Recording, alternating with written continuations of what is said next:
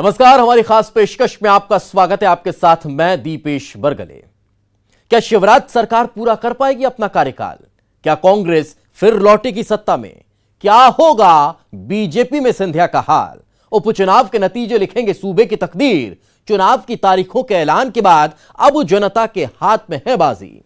कौन कितना दम दिखाएगा, किसका वादा कितना लोगों को भरमाएगा, चुनावी चकल्लस में हर दिन दिखाएंगे आपको कहां किसकी कितनी तैयारी। जनता का दिल जीतने की लड़ाई में कौन किस पर कितना भारी।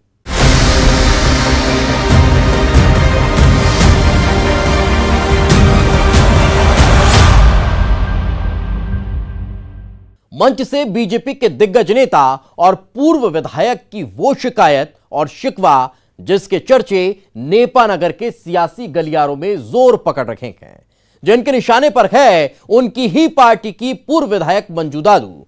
नेपा नगर में अफवाहों का बाजार गर्म है और चर्चा हो रही है मंजू दादू के बीजेपी के लोखंडिया गांव में हुए कार्यक्रम में दूरी की वजह से। क्या यह दूरी कोई मजबूरी है या फिर प्रेशर पॉलिटिक्स? बीजेपी के इस घर की तस्वीर पर कांग्रेस की नजर है।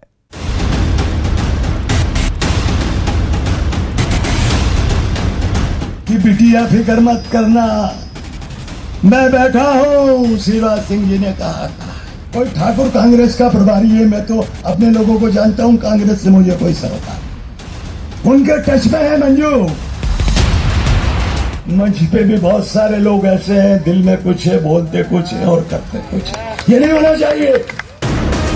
नेपा नगर सीट पर लोखंडिया गांव में बीजेपी के सम्मेलन की सियासी गलियारों में चर्चाएं जोरों पर हैं। मंच पर ये है बीजेपी के पूर्व विधायक और वरिष्ठ नेता रामदास शिवहरे, जिनकी शिकायत भी है और शिकवे भी। पूर्व विधायक मंजू दादू, जिनके निशाने पर है कि बिटिया फिक्र मत करना, मैं बैठा हूं, शिवराज सिंह जी ने कहा था। मगर हमारा परिवार, कुछ लोगों ने बहकाया है, बेवफाओं ने। क्या नहीं दिया? और वो भोपाल में भी सक्रिय है, कोई ठाकुर करके है, सुमित्रा बेटा, कोई ठाकुर कांग्रेस का प्रभारी है, मैं तो अपने लोगों को जानता हूं, कांग्रेस से मुझे कोई सरोकार नहीं। उनके टच में है मंजू। इस शिकायत और शिकवे में आखिर क्यों पूर्व विधायक मंजू दादू के खिलाफ रामदास शिवहरे अपनी नाराजगी जता रहे हैं? दरअसल मंजू दादू बीजेपी के कई कार्यक्रमों में शामिल रही हैं, लेकिन इस कार्यक्रम से उनकी दूरियां और गैर मौजूदगी पर सवाल खड़े हो रहे हैं। क्या ये मंजू दादू की नाराजगी है या फिर कुछ और? आखिर इन दूरियों के मायने क्या है? उनको मतलब मैंने फोन लगाई थी, ऐसा कुछ बात नहीं है। आप निसंकोच रहे, हम सब मिलकर भारतीय जनता पार्टी के, हमारी मंजू दीदी और एक एक कार्यकर्ता और संगठन, हम मिलकर चुनाव लड़ रहे हैं और लड़के कमल के फूल नेपा नगर विधानसभा में खिलाएंगे। यही नहीं, बीजेपी के पूर्व विधायक रामदास शिवहरे ने ये कहकर सबको हैरान कर दिया कि मंच पर बैठे कुछ लोगों के दिल में कुछ और जुबान पर कुछ और। ये बोलते ही इस सभा में सनाका खींच गया। मंच पे भी बहुत सारे लोग ऐसे हैं, दिल में कुछ है, बोलते कुछ है और करते कुछ है। ये नहीं होना चाहिए। तो पहले बयान के मायने क्या है? ये कोई पहला मौका नहीं, इससे पहले भी इन चर्चाओं ने जोर पकड़ा था कि पूर्व विधायक मंजू दादू कांग्रेस का हाथ थाम सकती है। तभी वीडियो के जरिए मंजू दादू ने तस्वीर साफ की। विगत दिनों मैंने सोशल मीडिया में और न्यूज़पेपर में कुछ भ्रमित न्यूज़ और पत्रकारों के माध्यम से कुछ ऐसी खबरें सुनी हैं कि मैं अन्य दल में जाकर उनका दल अपनाना चाहती हूं, तो ये सारी खबरें गलत है। मैं हमेशा शिवराज जी के साथ थी, शिवराज जी के साथ हूं और शिवराज जी के साथ रहूंगी। नंद कुमार सिंह चौहान भी मंजू दादू के समर्थकों को समझाइश दे चुके हैं। अब तो हालात ये है कि सोशल मीडिया पर पूर्व विधायक मंजू दादू के समर्थक खुलकर सामने आ रहे हैं, पोस्ट कर रहे हैं। मंजू दादू जिंदाबाद कह रहे हो, तुमसे ज्यादा मंजू दादू के लिए मेरा दिल जलता है। इस मुद्दे पर कांग्रेस का पलटवार सुनिए, जो कह रही है बीजेपी के घर में असंतोष है। हम तो शुरू से कहते आए हैं कि भारतीय जनता पार्टी जो अपने आप को सुचिता सुशासन की बात करती है, अब उनके स्वयं के पूर्व विधायक भाजपा के पूर्व जिलाध्यक्ष ने खुद कबूल कर लिया कि हमारे नेता बोलते कुछ है और करते कुछ है। तो ये अपने आप में जाहिर हो गया कि ये दोगले हैं, ये झूठे हैं। ऊपर से रामदास शिवहरे का ये बयान मंच पर बैठे नेताओं के दिल में कुछ और जुबान पर कुछ और। इस पर कांग्रेस चुटकी ले रही है। कांग्रेस को तो जैसे बैठे बिठाले मुद्दा मिल गया हो। तो ना हमको भाजपाइयों को लेना है, ना हमारा भाजपाइयों से कोई लेना देना। इन सब के बीच बैठक से दूरी बनाने और तमाम सवालों पर मंजू दादू ने जवाब दिया है। मुझे सुनने को मिला है कि मैं कांग्रेस में जा रही हूँ, तो उन लोगों के लिए भी एक संदेश है कि मेरा खून अभी इतना भी पतला नहीं हुआ कि मैं ऐसे पार्टी में जाऊँ जिन्होंने मेरे विधानसभा की ध्वजा उड़ाकर। पहले भी कहा और अब भी कहूँगी कि शिवराज जी के लिए मैं हमेशा समर्पित हूँ, समर्पित रहूंगी। भले ही मंजू दादू ने सफाई दे दी हो, लेकिन कार्यक्रम से नेपानगर की पूर्व विधायक की गैर मौजूदगी के सियासी गलियारों में चर्चा का विषय बनी है। बुरहानपुर से शारिक अख्तर के साथ bureau report, news 18 Madhya Pradesh Chhattisgarh. Mandhata में गूंज रखे 3 सवाल। मूंदी किल्लौत को कौन बनाएगा तहसील? सिंगाजी का कब होगा विकास? बीजेपी में शामिल हुए पूर्व विधायक नारायण पटेल से विरोधी कर रहे हैं सवाल। हुजूर, विकास का छेड़ रहे हैं जो राग, पहले यह तो बता दीजिए किसका हुआ विकास? इन सियासी दावों वादों के बीच वोटर देख रहा मानधाता की महाभारत। किसके दावों में है दम? देख तमाशा सियासत का। मानधाता के वोटर के दिल में आखिर क्या है? मैं झूठ नहीं बोल रहा हूँ, आप सभी सही बात को तो करना, नहीं तो विरोध करना है। मन से कहा था मेरा पत्रकार बेटे होना चाहिए। तो मेरा मतलब ये है कि आप मूंदी को तहसील का दर्जा बनाना, हमारे किल्लौत को तहसील बनाना, एक छोटा सा एरिया है, 193 करोड़ की माइक्रो उद्वहन सिंचाई जो चल रही है वो बड़ी विसंगतिपूर्ण थी, उसमें सुधार करना। ये ऐसी विधानसभा है कि जहां का डेवलपमेंट शिवराज सिंह की विधानसभा से ज़्यादा है।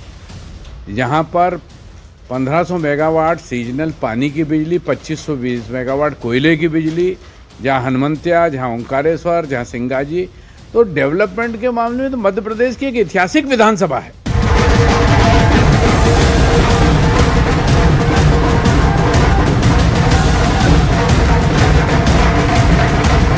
ये बोलना मेरी सुन नहीं रहे थे, तो कोई भी 1.5 साल के कार्यकाल में मुख्यमंत्री कोई विधानसभा में अगर 2 बार आ रहा है तो ये आप मान लीजिए कि उस विधायक की कितनी सुन रहे हैं।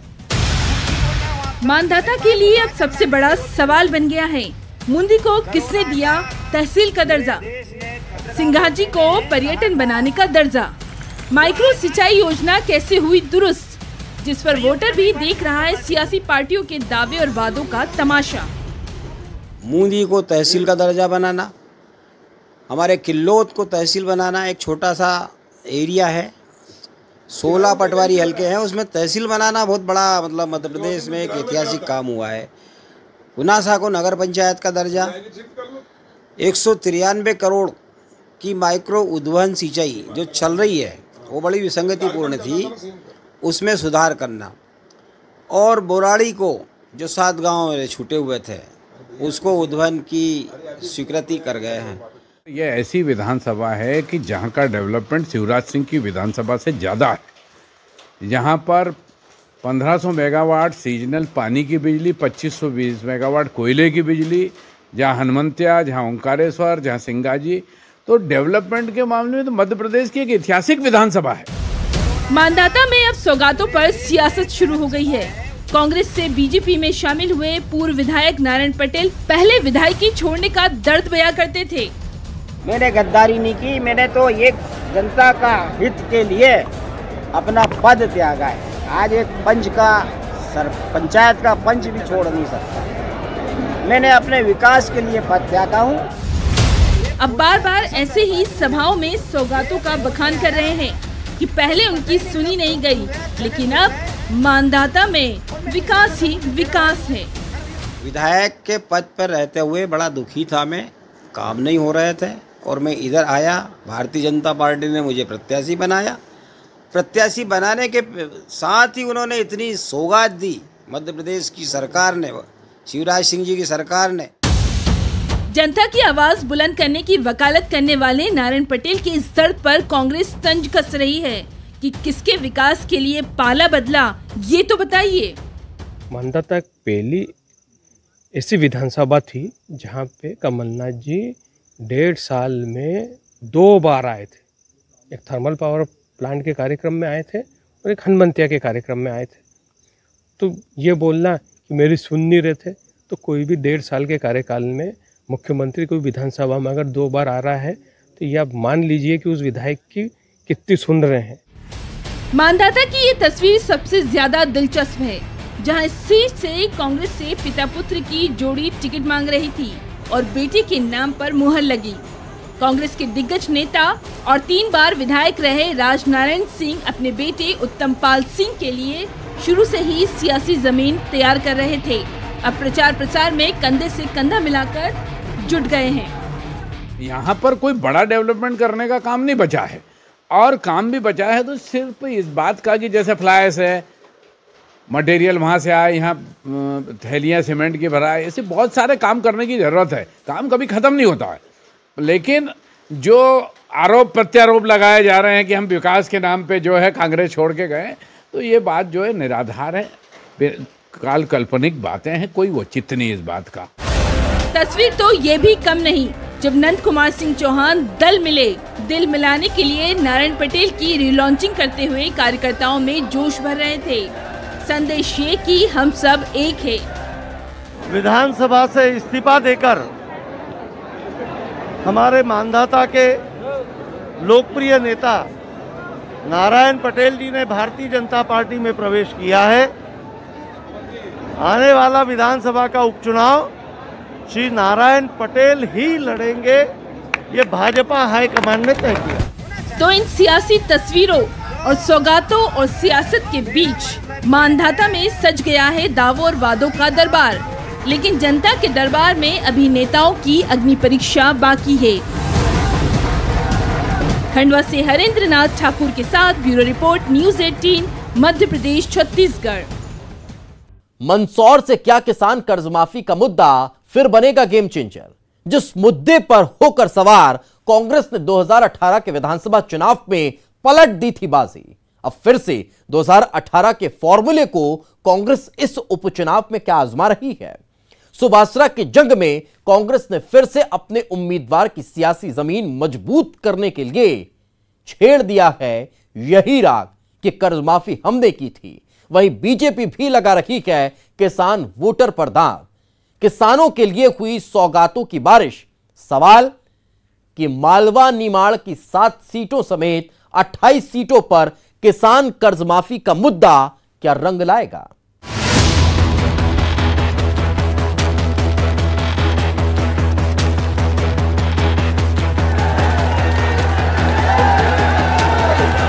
2018 के विधानसभा चुनाव के पहले मंदसौर में कांग्रेस ने गेम चेंजर कर्ज माफी का दांव खेला था।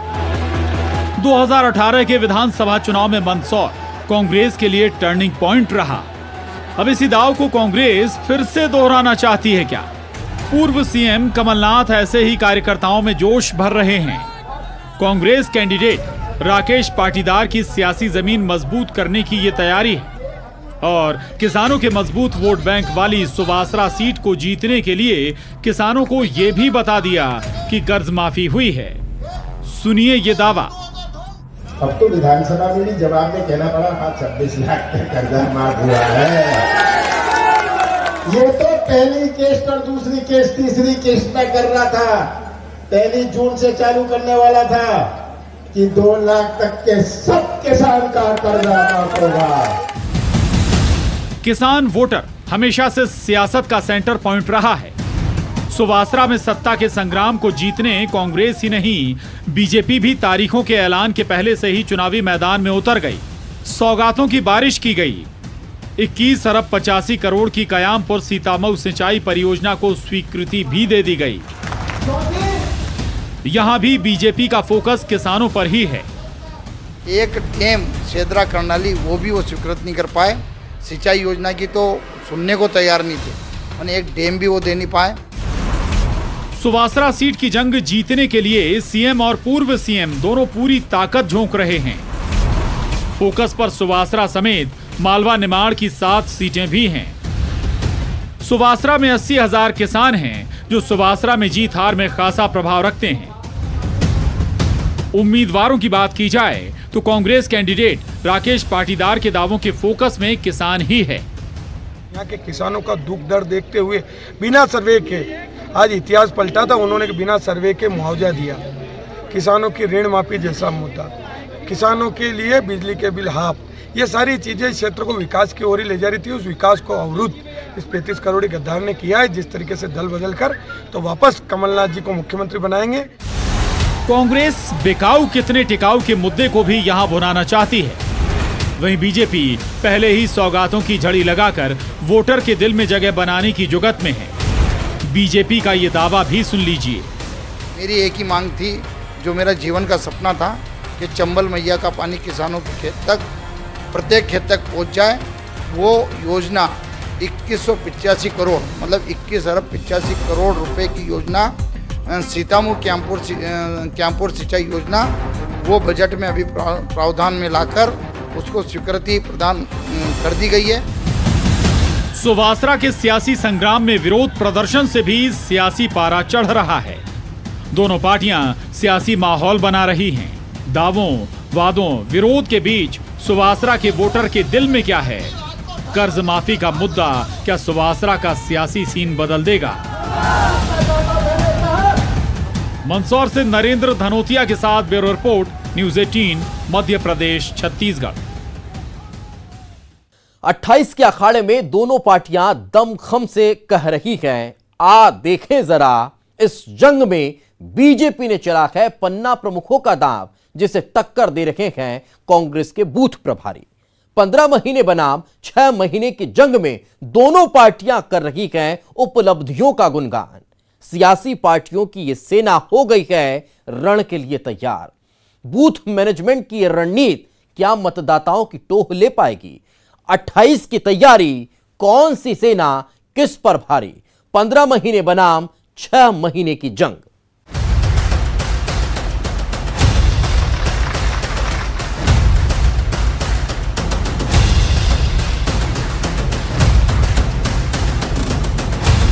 बीजेपी के पन्ना प्रमुख संभालेंगे कमान। कांग्रेस के बूथ प्रभारी देंगे बीजेपी के पन्ना प्रमुखों को टक्कर। 28 सीटों पर छिड़ गया बूथ लेवल पर घमासान। उपचुनाव के रण में दोनों सियासी पार्टियों ने माइक्रो लेवल पर बूथ मैनेजमेंट की रणनीति तैयार की है। चुनाव के रण में ये वो सेना है जिन सिपाहियों के कंधे पर होता है सियासी जमीन को मजबूत करने का दारोमदार। ये सेना ही देती है चुनाव में मजबूती। उपचुनाव की परिस्थितियां बनी थी, तभी से भारतीय जनता पार्टी ने तैयारियां शुरू कर दी थी। हम लोग पूरी तरह से चुनाव के लिए तैयार हैं। हमारी बूथ तक की जो इकाइयां हैं, वो सारी बूथ तक की हमारी इकाइयां पुनर्गठित हो गई हैं। 28 की जंग में बीजेपी ने खुद को मजबूत करने के लिए पन्ना प्रभारियों को मुस्तैद कर दिया है। ये पन्ना प्रभारी संबंधित विधानसभा क्षेत्र में वहां के बूथ को लेकर तैयारी करेंगे। बीजेपी का दावा है कि उसने उपचुनाव के लिए बूथ स्तर तक तैयारी कर ली है। इसके लिए लगातार भोपाल से लेकर संबंधित विधानसभा क्षेत्रों में बैठकों के दौर जारी हैं। हम लोगों के जो बूथ पे पेज प्रमुख हैं, पेज प्रमुखों तक की नियुक्ति भी हो गई है और अब हम लोगों के 2 तारीख से लेकर 2 अक्टूबर से लेकर 10 अक्टूबर के बीच में सभी 28 विधानसभाओं में मंडल सम्मेलन प्रारंभ हो रहे हैं, जिसमें हमारे राष्ट्रीय और प्रांतीय नेता वहां उस सम्मेलन में रहेंगे। पन्ना प्रमुख के जरिए वोटर को साधने की कवायद में जुटी है बीजेपी। दरअसल बूथ पर आने वाली मतदाता सूची में जितने पन्ने होते हैं, उतने ही बीजेपी के पन्ना प्रमुख हैं। इन वोटरों के जिम्मे है हर वोटर तक सरकार की उपलब्धियों को पहुंचाना और अपने पक्ष में माहौल बनाना। लगातार हम लोगों के कार्यक्रम पिछले 6 माह से चल रहे हैं और इसलिए हम लोग पूरी तरह से चुनाव के लिए तैयार हैं। बीजेपी के पन्ना प्रमुख कमान संभाल रहे हैं तो इधर कांग्रेस भी पीछे नहीं। कांग्रेस के सिपाहियों ने भी मोर्चा खोल दिया है। बीजेपी का दावा आपने सुन लिया, कांग्रेस भी दावा कर रही है कि उसकी तैयारियां भी पूरी हैं। कांग्रेस कार्यकर्ता बूथ स्तर पर जनता के बीच जाएंगे। 15 महीने में तत्कालीन कमलनाथ सरकार की उपलब्धियों का बखान करेंगे। निश्चित रूप से कांग्रेस भी पोलिंग बूथ मैनेजमेंट के हिसाब से अपनी तैयारी सक्षमता के साथ कर रही है। बीजेपी और कांग्रेस दोनों ने कमर कस ली है। दोनों का दावा है कि 28 सीटों पर कब्जा उनका होगा। 15 महीने बनाम 6 महीने की जंग छिड़ गई है। कांग्रेस बेकाऊ कितने टिकाऊ के मुद्दे को हथियार बना रही है। तत्कालीन कमलनाथ सरकार की उपलब्धियों का गुणगान कर रही है, तो वहीं बीजेपी 6 महीने में किए गए कामों के दम पर चुनाव में ताल ठोक रही है। सुनिए दोनों पार्टियों के ये दावे। प्रदेश की जनता ने 15 वर्ष भारतीय जनता पार्टी का शासनकाल देखा है और 15 महीने का कांग्रेस का कमलनाथ जी के नेतृत्व में शासनकाल देखा है। मैं सोचता हूँ कि बात बड़ी स्पष्ट है। जब प्रदेश के मतदाता चिंतन करेंगे कि प्रदेश के हित में क्या बेहतर होगा। कांग्रेस को लोग किस आधार पर वोट देंगे? तो कांग्रेस ने जनता के साथ धोखा किया और उसी के कारण सरकार गिरी, धोखे के कारण।